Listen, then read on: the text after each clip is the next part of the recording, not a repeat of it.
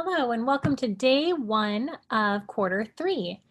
So we're going to look at the assignment for today. A lot of this has to do with categorical data, which you can see here. Categorical meaning down here below.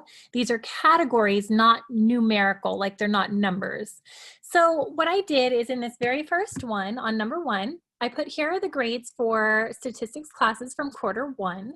What do you notice and what do you wonder? This is really hard for me to even come up with anything. I put here that answers will vary. So this is from you. What do you notice about the data and what do you wonder? What do you notice and what do you wonder? The one thing I'll point out is that down here, I have the summary statistics as well. So you can see that there were 38 A's last quarter, there were 17 B's, 16 C's, 4 D's, and actually we had no F's, which is great. So that right there is the summary statistics. So go ahead and take a minute to write down what you notice about the data and what you wonder. Okay, so now for number two, there's a little more I can do with that. So it says here to write a few sentences about what you notice about the fiction book sales. Well, again, I put answers vary. You can definitely have your own answers here. Here are a few things that I observed. The sales of all books seemed to decline in 2008 and 9. So it looks like it was kind of on this steady increase and then it declined in these couple of years. It looks like it's going up a little bit more overall here. Most of the books actually stayed the same. Like, okay, let me zoom in a little bit here. Let me see. It looks like the green is the most popular, and I actually can't read that one. I can read the red, it's mystery. The yellow is the least frequently bought in all years, which are the classics. Although they really declined in 2020, so that I might put something, in fact I did. The classics were abnormally low in 2010, not 2020, in 2010. But this is just noting kind of that pattern in which you see. So this right here was sales in 2006, 7, 8, 9, and 10. So you're just kind of making an observation about what's going on there. The young adults seem to be pretty steady. Okay, so if you look at that, the young adults are pretty steady. And then the mystery, I guess you could maybe say that all book sales really kind of peaked in this 2007 year. That was book sales seem to be on the rise. Okay, so for number three, this is a graphic of SDSU. Again, this is categorical down here. Now, one might think these are numbers because they are. 8-30, those are numbers, but this is a category because it's specifically on that date. Okay, it's specifically on that date, like Sunday, August 30th. So that is going to be a categorical variable.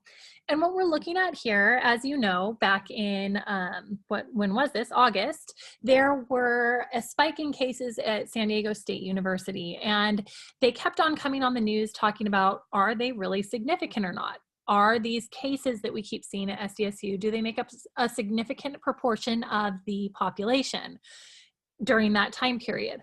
Well, if you look here, I would make the argument that yes, they did make up a significant proportion. In fact, you can see I went through and picked some of the days.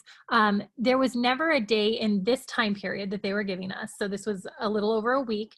In that time period, there was never a day that they made up any less than 16% of the population of people testing positive during that.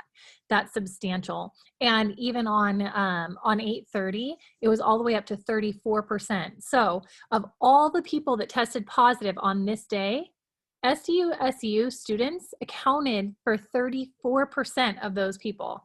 That is very significant. So when they were making a big deal about SDSU, I definitely looked at this data and went, well, yeah, it's pretty bad. So that's an idea right there of data that we saw back in August. Okay, this right here, number 4, I wanted to give you, again, something real life. This right here is crime data, overall crime trends. So you'll notice that Santee is the purple and the green is the US average. So I've asked you to just talk about what you could say about the crime in Santee historically. There's a couple of things I said here. Again, this is answers will vary, but I put that I noticed that the crime rate in Santee is always lower than the US average, always. In all years, it was always lower than the US average. And there is also this downward trend in crime. Okay, towards the 2013, 14, 15, in this region, there seems to be a downward trend in crime, which are both very good things. So that's what I noticed about that graph. And the last one that you guys have, this one's really hard for me. I could really say a lot about it, but I want you guys to really look at the different data from San Diego. So this is data on San Diego. And I want you to pick a few things that you notice and talk about that. Again, there's a lot going on here, but I guess I could break down a little bit of this. Something to note, in 2013, the population was 3.1 million-ish. Now we're up to about 3.3 million. The household median was 62,962 at that time.